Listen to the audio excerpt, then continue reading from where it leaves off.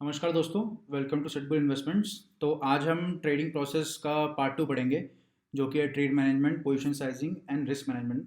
ठीक है। तो इसमें आज हम मेनली हम चार चीज़ें पढ़ेंगे, चार चीज़ें हम फोकस करेंगे। तो पहला है मस्ट हैव डेटा। ठीक है, मस्ट हैव डेटा क्या है कि आपके पास ये सब चीज़ें करने के लिए, आपको position sizing and risk management करने के लिए क्या डेटा होना चाहिए, उसके बारे में मैंने डिटेल लिखा है। क्या क्या डेटा होना चाहिए, मैंने कम से कम 12 डेटा मैंने किए हैं। ये मिनिमम तो आपके पास होना ही चाहिए अपने बारे में। ठीक है।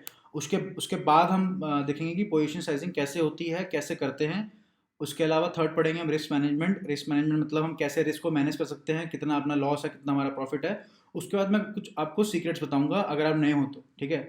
आपको ये नए लगेंगे, लेकिन जो एक्सपीरियंस ट्रेडर है, जो ऑलरेडी आप कमेंट में बताना, आप अगर आपको समझ में आ रहा होगा ये चीज़ें, तो आपको ये ट्रुथ लगेंगे, यही आगे जाके होता है। और ये over the time he develop होता है, ये स्ट्रेटजीज, ये एक्सपीरियंस, ये नॉलेज ओवर टाइम डेवलप होती है। ठीक है। वो चीज़ मैं आपको बताऊंगा, कुछ सीक्रेट्स।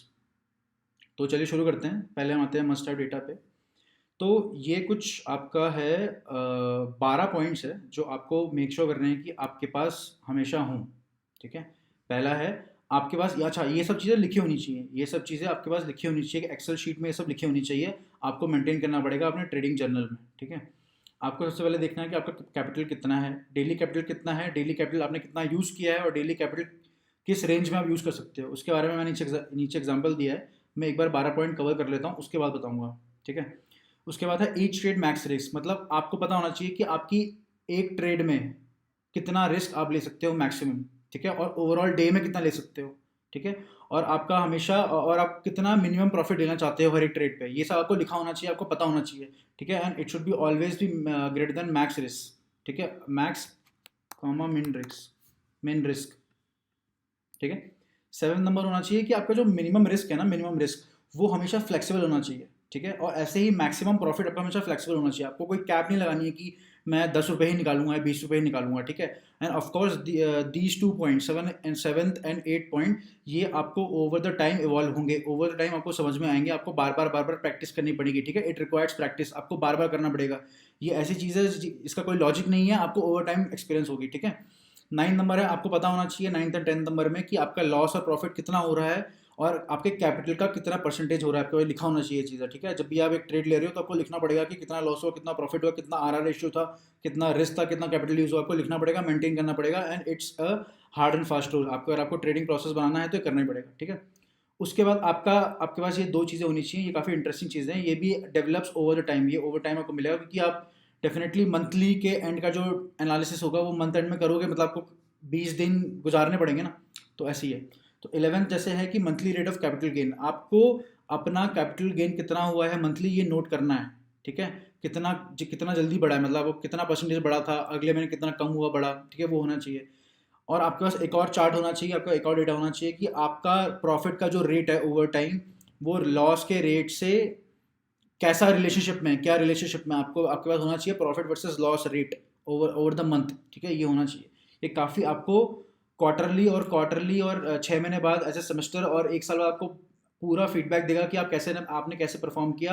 आपको पता चल जाएगा कि आपकी साइकोलॉजी कैसी थी, क्या हो रहा था उस टाइम पे, आपको पूरी पिक्चर पता चल जाएगी। ठीक है। फटाफट मैं आपको एग्जाम्पल बता देता हूँ, फर्स्ट से लेकर 4 तक का। तो लेट्स सपोज आपके पास 1 लाख रुपए है। ठीक है। 1 लाख रुपए हो, 10,000 रुपये हो, मैं आपको एग्जाम्पल दे रहा हूँ, 1 लाख रुपए है आपका। आप डेली कैपिटल बोलते हो कि मैं 80,000 रुपये यूज़ करूँगा। ठीक है। याद रखना, पूरा कैपिटल यूज़ मत करना, उससे थोड़ा कम यूज़ करना। ठीक है। वो आपका बैकअप बना रहेगा।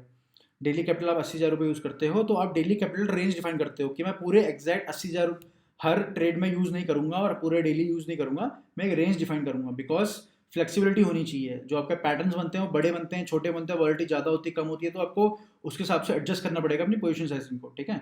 तो आपको पता होना चाहिए 60 से 80,000 के बीच के सेटअप पे आपको काम करना है। ठीक है। वो आपको ओवर टाइम पता चल जाएगा। It's like a practice problem, को प्रैक्टिस करते रहो, पता चल जाएगा। ठीक है।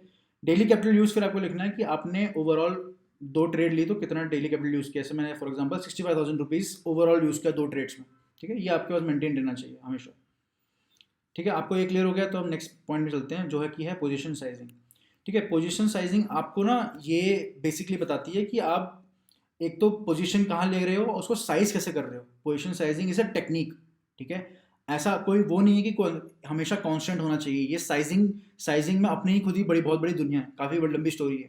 तो आपको ये चीज़ें 3 चीज़ें याद रखनी है जब भी मैं आपको बताऊंगा कि व्हाट थिंग्स टू रिमेंबर, मतलब आपको व्हाट बताऊंगा पोजीशन साइजिंग का, ठीक है, कि आपको क्या एग्जैक्टली पता होना चाहिए।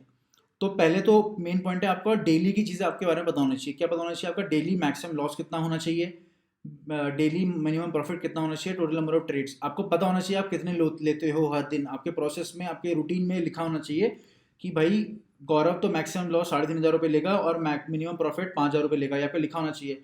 अगर ऐसा सेटअप नहीं बन रहा है, ऐसा ट्रेडिंग का स्टाइल नहीं बन रहा है और आपका मतलब डेटा अवेलेबल नहीं है, कम हो रहा है ज़्यादा हो रहा है, तो ट्रेड मत करो। हार्ड एंड फास्ट रूल आपको फॉलो करना पड़ेगा, ठीक है। तो ऐसे आप अपने लिए बनाओ और ये ओवर टाइम आपको समझ धीरे धीरे समझ आने लग जाएगा ना, तो आप हर एक सेटअप को कंफर्टेबल होने लग जाओगे, चाहे वो 15 मिनट का सेटअप हो या 5 मिनट का सेटअप हो, ठीक है। आपको पता होना चाहिए पर ट्रेड आप कितना लॉस ले सकते हो और पर ट्रेड मिनिमम प्रॉफिट कितना होना चाहिए, ठीक है। आप जैसे ही पोजीशन लोगे आपको ऑलरेडी पता होगा, तो आप क्या करोगे, सिंपल स्टॉप लॉस लगा दोगे नीचे और टारगेट लगा दोगे ऊपर और ट्रेड को भूल जाओगे, सिंपल। इस लेवल पे आपको आना है कि मतलब इतना कंफर्टेबल होना है, ठीक है। और उसके लिए आपका रूटीन इंपॉर्टेंट है, आपका प्रोसेस इंपॉर्टेंट है। आपको और चीज़, अगर आप मल्टीपल इक्विटीज़ में ट्रेड करते हो, सर मैं तो इंडेक्स पे ट्रेड करता हूँ, बैंक निफ्टी पे, और कभी कभार इक्विटीज़ पे करता हूँ। अगर आप मल्टीपल इक्विटीज़ पे करते हो, रैंडमली रोज़ ढूंढ लेते हो और ट्रेड करने की कोशिश करते हो और लॉस हो जाता है ना, तो आपको याद रखना पड़ेगा कि आपको किस स्टॉक्स में ट्रेड करना है डेली। आपको ये पता होना चाहिए, ये सब आपको प्री एनालिसिस में पता होना चाहिए, आपको किस स्टॉक में ट्रेड करना है, ठीक है। और आपको नया स्टॉक लाइव एनालिसिस में मिला है, तो उस पर टाइम स्पेंड करो, इनफ टाइम स्पेंड करो और जानो कि कितने लॉट साइजेस खरीद सकते हो ट्रेड करने के लिए, कि कितने इक्विटी कितने शेयर खरीद सकते हो, आपको पता होना चाहिए, कितने शेयर खरीदना है कितने शेयर बेचना है, पता होना चाहिए। ये होती है पोजीशन साइजिंग, ठीक है। ये अगर मेंटेन रहेगा ना, तो अपने अपना डेटा आपको मिल जाएगा, तो आपको समझ आ जाएगा कि मुझे कैसे पोजीशन साइजिंग करनी है। पोजीशन साइजिंग उस डेटा पे काम करेगी जो आप कर रहे हो, ठीक है। और डेटा के लिए आपको प्रोसेस बनाना पड़ेगा। अब आते हैं रिस्क मैनेजमेंट पे। रिस्क मैनेजमेंट में अपने को 3 पॉइंट याद रखने हैं। पहला पॉइंट है कि हमारा आरआर रेशियो फ्लेक्सिबल होना चाहिए, ठीक है। रिस्क मैनेज करने आपको सीखनी चाहिए। रिस्क मैनेज मतलब ये नहीं होता कि आप एक ही कांस्टेंट पोजीशन साइज पे आप रिस्क कैसे मैनेज करते हो, ऐसा नहीं होता। रिस्क मैनेजमेंट बहुत बड़ा टॉपिक है और आपको फ्लेक्सिबल आरआर रेशियो के हिसाब से रिस्क मैनेज करनी पड़ेगी, ठीक है। आपको आरआर रेशियो फ्लेक्सिबल रखने पड़ेंगे और ये चीज़ आपकी प्रैक्टिस करते करते ही आएगी, ठीक है। आपकी इवॉल्व ओवर टाइम होगी, आपको एक बार में आपको पता नहीं चलेगा, आपको बार बार करना पड़ेगा इसको। अगर मान लूँ मेरे को 6 से 8 महीने लगे हैं फ्लेक्सिबल एक ऐसे पोजीशन पे आकर कि हाँ मैं बहुत ज़्यादा फ्लेक्सिबल हो गया हूँ पैटर्न्स पर ट्रेड करने के लिए, ठीक है। 6 से 10 महीने लगेंगे एटलीस्ट। मस्ट है थ्रेशोल्ड। आपको पता होना चाहिए आपका मिनिमम रिस्क मैनेजमेंट रूल क्या है, मतलब आपका जो सेटअप है, आपका मतलब आपका जो पोजीशन साइज है वो कितना है, मिनिमम कितना है रिस्क मैनेज करने के लिए, वो होना चाहिए ऐसा। मिनिमम होना चाहिए आपका 1 से 1.5, मतलब ₹1 रिस्क तो 8.5 प्रॉफिट, ठीक है। इतना मिनिमम होना चाहिए, वरना आप ओवर टाइम नहीं कर पाओगे, आपको लॉस ज़्यादा दिखेंगे। तीसरा पॉइंट है कि रिस्क मैनेजमेंट जो टेक्निक है ना, it's a derive technique because it depends on totally depends on position sizing. Position sizing आप कैसे करते हो, किस सेटअप पे कैसे करते हो, वो ज़्यादा इंपॉर्टेंट है। रिस्क अपने आप मैनेज हो जाती है अगर आपको ये सीख जाओगे पोजीशन साइजिंग ढंग से, ठीक है। और पोजीशन साइजिंग और रिस्क मैनेजमेंट का एक ही तरीका है आपको अपने आप को सही करने का, सीखने का, बार बार प्रैक्टिस करने का, कि आपको डेटा मेंटेन करना पड़ेगा, अपने बारे में रेट्रोस्पेक्ट करना पड़ेगा बार बार, और ऊपर जो 12 पॉइंट बनाया है उसको फिर से पढ़ लेना, वो करना पड़ेगा रोज डेली, आपके ट्रेडिंग जर्नल में होना चाहिए, ठीक है। अब लास्ट में हम बात करते हैं, सीधा सीक्रेट्स पे आ जाते हैं कि पहला सीक्रेट तो ना, इसका पहला ज्ञान, पहला फैक्ट यही है कि ना, it comes with the time, ठीक है। आपका टाइम यहाँ पर एक एसेट है और आप इसको अच्छे से लेवरेज करो। अगर आपको फाइनेंशियल टर्म पता है तो आपको पता होगा कि टाइम आपका एक बहुत बड़ा एसेट है, सबसे दुनिया का सबसे मेन एसेट आपका टाइम है, ठीक है। Time and knowledge your main asset. आपको प्रॉपर टाइम देना पड़ेगा, प्रॉपर टाइम इन्वेस्ट करना पड़ेगा इस पर, ठीक है। और ये कहाँ छुपा हुआ है, इसका एक और तरीका है, सीक्रेट का भी सीक्रेट है कि ये सारी चीज़ें आपके रूटीन और प्रोसेस के अंदर छुपी हुई हैं। अगर आप उनको फॉलो करोगे और उनको टाइम दोगे प्रॉपर, तो आपको अपने आप चीज़ें धीरे धीरे पता चलने लग जाएंगी, ठीक है। It just about the practice. Second point, flexibility होनी चाहिए आपकी पोजीशन साइजिंग में। आपको बताया मैंने कि पोजीशन साइजिंग हमेशा फ्लेक्सिबल होनी चाहिए। मल्टीपल ट्रेड सेटअप होते हैं, अलग अलग टाइम फ्रेम में पैटर्न्स होते हैं, ट्रेड सेटअप्स होते हैं और अलग अलग साइज के होते हैं। आपको कहाँ एंट्री करनी है, कहाँ एंट्री नहीं करनी है, पैटर्न के ब्रेकआउट पे एंट्री करनी है कि ब्रैकेट कि आप पैटर्न के बनने से पहले पहले आप ट्रेड कर रहे हो, ये पैटर्न के ब्रेक होने के बाद एक पुल बैक के बाद आप ट्रेड कर रहे हो। आपको पोजीशन साइजिंग आपको पता होनी चाहिए आपको कहाँ करना है, आपको फ्लेक्सिबल होना चाहिए, उससे आपका रिस्क भी मैनेज होगा, ठीक है। वो मैं आपको एक बार नीचे चार्ट दिखाता हूँ। पहले मैं थर्ड पॉइंट खत्म करता हूँ। थर्ड पॉइंट है, आपको स्ट्रिक्टनेस रखनी पड़ेगी पैटर्न पे। आपको पोजीशन साइजिंग फ्लेक्सिबल होगी, लेकिन आपको पैटर्न में स्ट्रिक्टनेस रहनी पड़ेगी। आपको पता होना चाहिए आपकी एंट्री एंड एग्जिट क्या है उस पैटर्न में। क्या वो 15 मिनट का पैटर्न है, क्या वो 30 मिनट का पैटर्न है, क्या वो बहुत बड़ा पैटर्न है, क्या वो पुल बैक है, क्या वो ब्रेकआउट है, क्या है, कैसे है, आपको पता होना चाहिए एंट्री एंड एग्जिट कब करनी है।